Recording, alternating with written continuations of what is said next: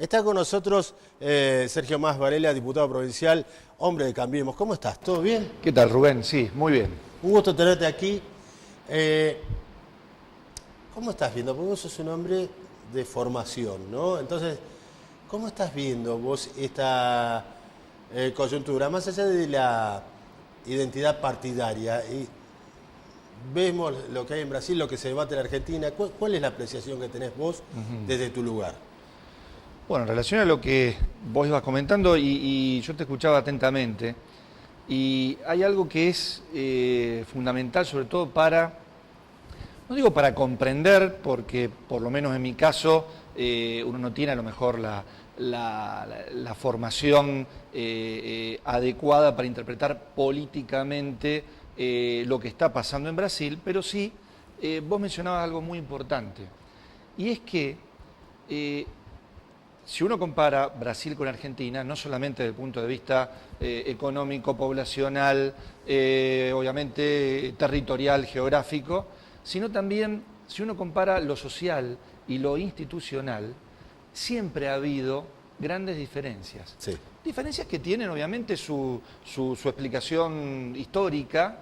Y así como también cuando a veces uno escucha, por ejemplo, qué pasa en Italia y uno ve que hay partidos y está el comunismo o la democracia cristiana, o partidos que acá no tienen, son viables. no son viables, y sin embargo, a pesar de todo ese caos que pareciera que hay, las cosas avanzan o se solucionan de alguna manera. Digo, cada país tiene su historia, por supuesto, sus condicionantes históricos y sociales. Y en el caso de Brasil, a mí me parece que, si bien obviamente no nos queda otra como argentinos que analizar lo que está pasando en Brasil desde acá, que es nuestro lugar, también entiendo que no siempre puede a lo mejor uno comprender acabadamente determinados fenómenos, porque tienen que ver inclusive también en lo económico. ¿Por qué, por ejemplo, Brasil, cuando devalúa, no se traslada a los precios esa devaluación? Y en la Argentina pareciera que casi inmediatamente. Porque las estructuras sociales son distintas, los pensamientos, la historia son distintos. Y en el caso, precisamente, de esta situación que se está dando en Brasil en relación a Lula y esta tensión entre un poder judicial y la política, me parece que no podemos analizarlo exclusivamente desde los ojos argentinos, sino que, hay que ver qué es lo que pasa, ¿no? O sea, qué hay por debajo en ese sustrato que está justificando o no lo que está sucediendo en Brasil. Es una discusión de poder. Sí, por siempre es así. Indefectiblemente. Por supuesto, siempre es así. Me quedo, porque es bueno poder hablar fuera de la coyuntura, de lo inmediato, y hay veces que los interlocutores no están en condiciones de eso, y aprovecho tener a alguien que está en condiciones de poder tener una charla, más allá de que pensemos distinto en muchas cosas, pero vos recién tomabas como ejemplo lo de Italia. Argentina, de una u otra forma, en la salida de 2001 tuvo podríamos decir, un sistema parlamentarista que permitió el éxodo del Ejecutivo, y el Parlamento pudo dar una respuesta, como a veces da en Italia cuando se deshace el gobierno de turno y hay que reconstruirlo. Aquí en Argentina tuvimos una instancia parlamentarista. ¿Argentina está para avanzar hacia un sistema parlamentarista? Bien, hay una realidad, por lo menos, que se verifica permanentemente, y es lo siguiente. Generalmente las normas e incluso las normas constitucionales, ¿no es cierto? El armado constitucional de las instituciones de nuestro país, generalmente digo, las normas no van a, digamos, condicionar o no van a torcer un camino que a lo mejor la idiosincrasia, ya hay una forma de pensar y una forma de entender, inclusive la política y a las instituciones, que obviamente nuestro país siempre ha tenido como protagonista un poder fuerte como el Poder Ejecutivo. Esto no quiere decir que la reforma del 94, que intentó avanzar hasta por ahí nomás, en esta mayor, digamos, protagonismo de lo parlamentario, creando la figura de jefe de gabinete, que queda un poco en el medio también.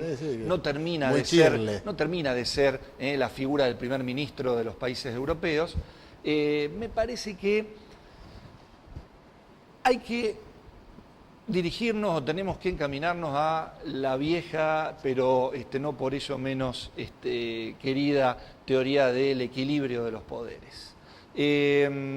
No logro vislumbrar, por lo menos en el corto plazo o corto o mediano plazo, que haya una Argentina que tenga un parlamentarismo fuerte, que las figuras precisamente, a lo mejor que surjan como conductores, ¿no?, de los designios políticos del país,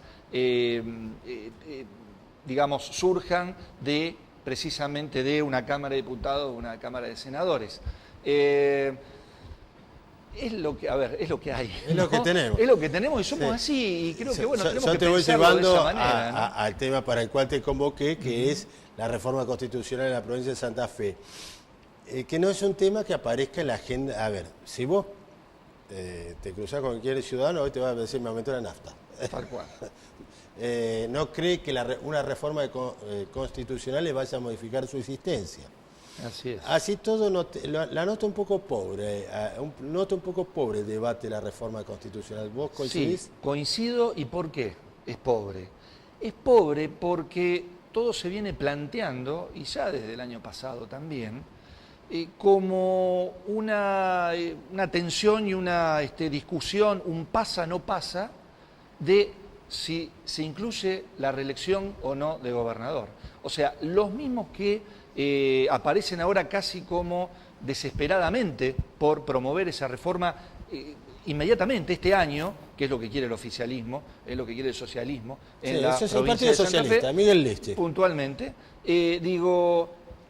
nos han llevado a esa discusión, nos han llevado a ese cuello de botella dialéctico en el cual pareciera ser que todo se resume y se confronta también a partir de esa reelección sí, reelección no del gobernador. ¿Te transforma en reformista o conservador? Yo, por ejemplo, mirá mi caso.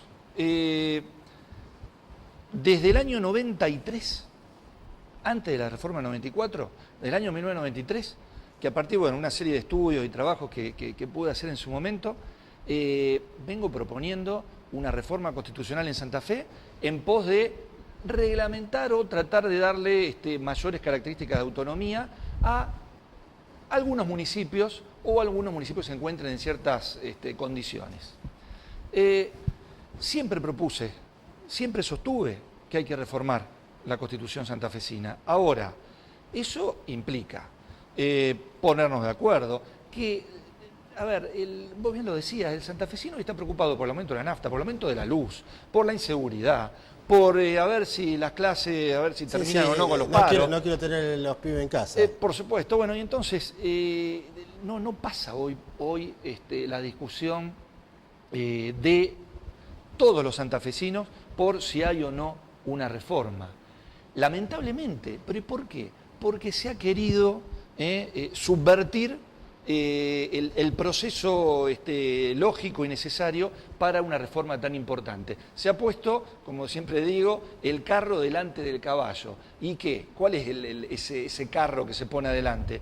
La reelección de Lifchitz, sí o no. Si uno los corre, entre comillas, ¿no?, diciendo, bueno, que retiren de un eventual mensaje esa cláusula, dicen, no, bueno, que lo determine la convención después.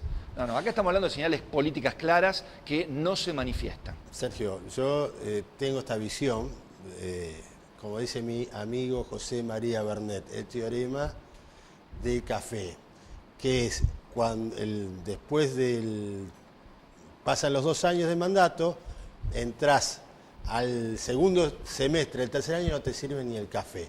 Yo creo que Miguel Lichte está con eso, ¿no? O sea, sostiene esta ilusión para que le sigan llevando el café al despacho, para que alguien vaya y lo consulte. Me da la impresión. no veo otro elemento. Esto es un juicio de valor personal, ¿eh? Y Yo no te quiero involucrar en No, por supuesto, pero yo digamos, lo llevo inclusive también desde otra perspectiva, con un análisis, digamos, a lo mejor acompañándolo, en cuanto a que esa misma situación decíamos, del pato rengo, ¿no? Se habla siempre de cuando se acerca. Los yanquis tienen el pato claro, rengo. El segundo mandato al final. Finaliza el mandato y bueno, ya está, el presidente ya no puede ser otra cosa. Y digo, ese problema en realidad se está produciendo por la interna, que a lo mejor pueden hacer convenciones y asambleas y decir, no, estamos todos detrás tenemos un discurso unificado. Lo estamos reproduciendo, falta que diga. No estamos peleando, estamos reproduciendo los socialistas. Pero sin embargo, yo lo que entiendo es que no es tan clara esa posición unificada como se pretende dar desde el socialismo. ¿Y qué tendría, para Cambiemos, qué tendría que suceder con la Constitución de la provincia de Santa Fe? Más allá de la temporalidad, ¿hacia dónde se tendría que encaminar una nueva Constitución de la provincia? Bueno, yo creo que hay cosas que hay que discutir. Entre ellas, bueno, hablaba de la autonomía, por supuesto, fundamental. Cuando hablo de autonomía, pareciera ser que es un concepto etéreo, romántico muchas veces, sin embargo es muy concreto y tiene que ver sobre todo con el tema de los recursos y de los gastos. Es decir, ¿qué puede hacer y cómo puede financiar un municipio todo lo que el vecino le exige? Entonces, empezando por eso, ¿no? El estatus de los municipios, o por lo menos de algunos municipios que cumplan determinados requisitos o que manifiesten su voluntad de gozar de esa autonomía. En segundo lugar, obviamente, y ya avanzando un poco más en lo institucional también, el tema de las cámaras. Bueno, ¿por qué no discutir la posibilidad de una unicameralidad o bicameralidad? Yo personalmente no tengo una posición tomada. Ahora lo he estudiado al tema, inclusive la bicameralidad tiene sus contras, pero también tiene su elemento a favor, que es la representación de la región, totalmente, más apartada. Totalmente. Si no somos rosarinos, santafesinos los que resuelven todo. No, por eso digo, cada uno de esas alternativas tiene sus pros y sus contras. Entonces, estudiemos los armados institucionales necesarios y discutamos las posibilidades. Por supuesto, el tema del control es otro. La creación, por ejemplo, de una auditoría como la Auditoría General de la Nación, para que controle, inclusive vinculado con el poder parlamentario, el poder político de las cámaras, pueda controlar de manera efectiva al Poder Ejecutivo. Hoy nos encontramos con un Tribunal de Cuentas que presenta en la práctica muchas falencias en ese sentido, en su vinculación con el poder político. Te hago la última pregunta antes de hacerte un regalo. Dale. ¿Quién es el candidato a gobernador de Cambiemos el año que viene? Tenemos candidatos, vamos a tener candidatos muy buenos. Hay varios. Está José Corral, Las Pinas, ¿cuál te gusta más a vos? Angelini, bueno. ¿Cuál es el que varios. más te gusta a vos de todo eso? No, son todos muy buenos y realmente todos tienen posibilidades. Así contestan los sabios. No vaya a hacer que gane el otro. Bien, este regalo que te hace llegar la gente sin culpa. Muchísimas gracias. Emprendimiento 100% rosarino. Muy bien. Muchísimas gracias, Rubén. Gracias, gracias por venir. Vamos a un corte comercial y seguimos en esta edición de La Divina Comedia. Vamos a estar hablando con un colega respecto a la coyuntura económica tanto del país, de nuestro país, como de Brasil.